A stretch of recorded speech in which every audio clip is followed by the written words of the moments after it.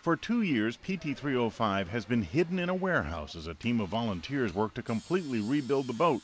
But when they rolled it out, everyone was shocked. It was huge, restored to its original 78-foot length, and it looked like a blimp emerging from its hangar. No one had seen its full length in the daylight since the restoration began. It looks a great deal bigger than it did in the parking lot over there, too. Lucy, you got some explaining to do. PT305 was built 68 years ago at Higgins Industries in New Orleans and launched into Lake Pontchartrain before going to the Mediterranean during World War II, where it played a role in sinking 2 ships.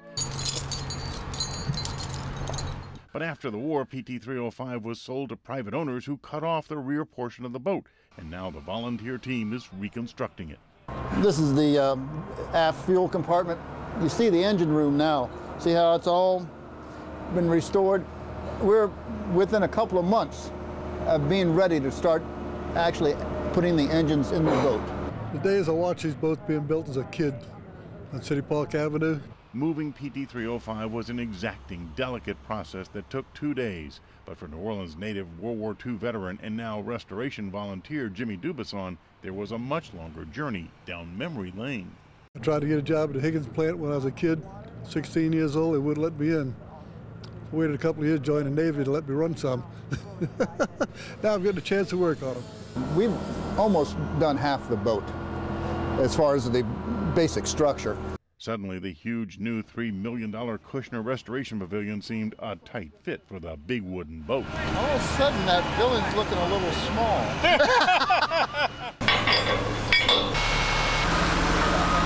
They only had to move PT305 half a block, but the delicate process required a giant crane and precision moves to lift the 40,000-pound boat into place. But when it's completed in June, the new pavilion will feature a solid glass wall, so anyone can watch the volunteers as they rebuild the boat. I'm excited. We're going to move it into its longer-term home. We're going to finally have a nice place to work on this boat. And you'll have air conditioning. We're going to have air conditioning, yes, so that's going to be big.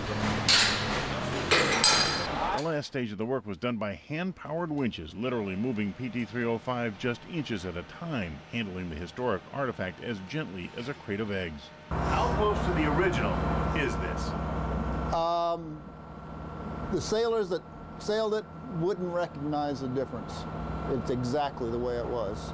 People and companies across Southeast Louisiana have made donations and volunteered their time in order to restore PT305. And now for the first time, the project's manager says he's confident all the work can be done and the PT305 will be rebuilt to look exactly like it did the day it was launched in World War II.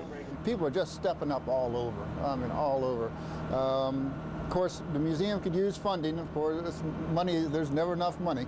But otherwise, we're doing fine. It's really a key piece to show what the people in New Orleans did during World War II, and really the dedication they had toward the war effort and what they produced. We got to remove these boards right now. When the move was complete, there was no applause, no high fives. There was work to do. Back to work, huh? With photographer Brian Lucas, I'm Bill Capo, Eyewitness News, Nightmark.